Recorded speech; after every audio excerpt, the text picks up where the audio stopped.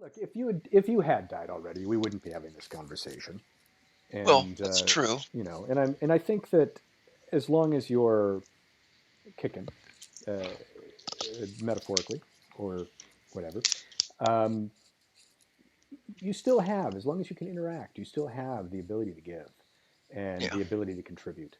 And whether it's just you and a keyboard and a camera, or you're out in the world, I mean, you're still connected. You're still involved, and hopefully that will be enough for you to feel fulfilled every day that you're still here. And the more you can do, certainly the better.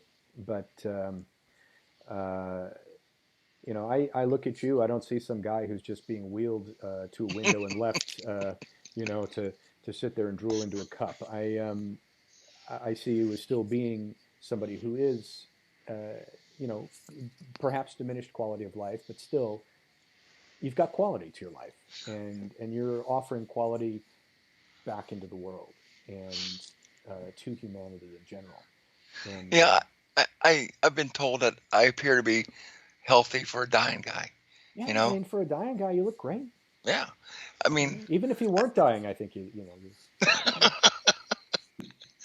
so it's kind of weird that I'm, Mm. you know, who was it? One of my friends said, "You're the fattest cancer patient I know."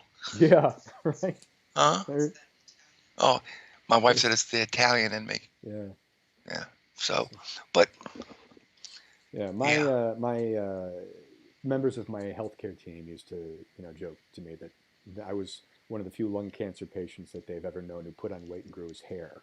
It's you're growing your hair. I've got more hair than either of my doctors had. So And my hair has stopped growing.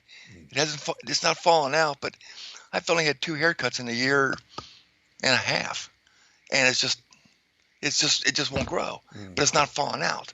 Um, so that's kind of weird, um, because I on my website I've got a mm, link to a haircut that I had a friend come over and his wife gave me a haircut, and we talk about it. That what I wanted to do is because I thought it was gonna be my last haircut. mm, I was going to go into chemo and lose all my hair, and right before that was to happen, I wanted her to come back over and give me a mohawk and just stand it up and just take pictures of just mm, stupid things with my head and just at the end shave it all off. mm, Um, but I haven't lost any hair, and it's still growing, slow, but it's still growing, which is it's kind of hard to convince someone you've got cancer and you're dying when you got a full head of hair, yeah, tell me about and you know, and so yeah, you got a beard, you got the whole thing happening, you know. it.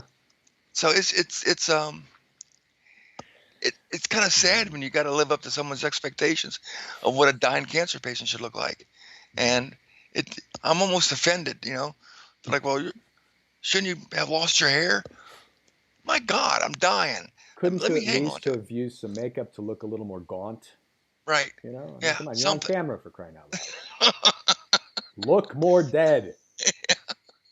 And it's it's. I think it just comes down to again people their expectations of a Mhm. cancer patient.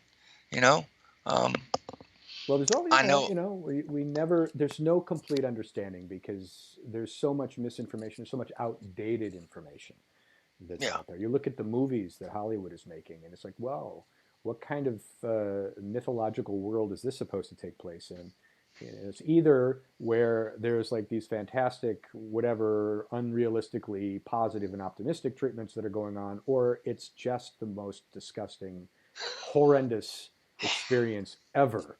And there's right. no middle ground. There's no place where the media seems to actually touch base with real cancer treatments and the real state of medical science that we're in. Yeah, And it allows all this pseudoscience to flourish, and all these con artists, to sell their snake oil to people, and false hopes and whatever, when they could actually be, experiencing something that maybe is uncomfortable but works and will buy time, that's quality time. I mean, I just how do you feel you were treated by the medical establishment? Um, I think I was treated better than uh, the average run of the mill patient. I really Mm-hmm. do. Um, but a lot of that I think is because of my own reaction. Mm-hmm. Um, I don't think they had to put a whole bunch of thought into their bedside manner when they said, "By the way, Mike, you're terminal." Right. I think they already had the idea that I want to know the truth, Mm-hmm. and he'll laugh through the whole thing, and he's not going to be um, as morose as he could be. Right. So I think I was treated better because they just knew, hey, just tell the guy what's going on.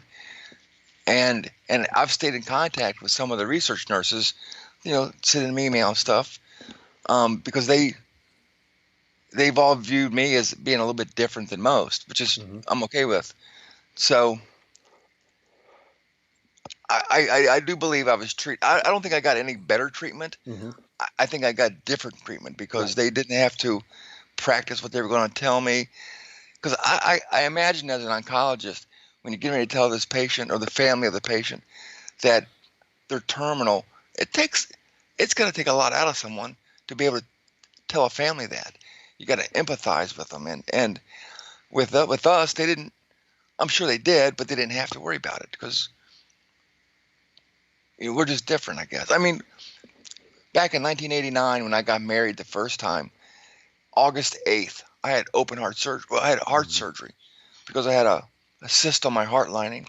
Well, my dad and stepmother, they were going to Vincennes, Indiana for a stamp show. Mm-hmm. And my dad said, I called my dad up and said, Dad, I've got this heart surgery on Tuesday or on Monday. Mm-hmm. And he said, oh, well, we're still going to Indiana. Is that okay? I'm like, yeah, you can't do anything. Go to Indiana. You're not a doctor. So, they're on the train going to Indiana, Mm-hmm. and I'm going to Georgetown University to have my heart operated on. And that's just the matter of fact way I've always dealt with things. Mm-hmm. So when these doctors, they didn't have to be all stoic for me. So, and because I wanted to know the truth, I think it made it easier for them to deal with me. Yeah. Um, they didn't need creative ways of saying you're dying. They could just say you're dying. Mm-hmm. And if I had questions, they'd answer them. Now, I don't think my treatment would have been any different had I had less of a insurance, health Mm-hmm. insurance. Blue Cross Blue Shield, pretty good stuff. Um, so I think I got better I got honest treatment. I think would be the best word, honest treatment, um, which is I think the only way it should go.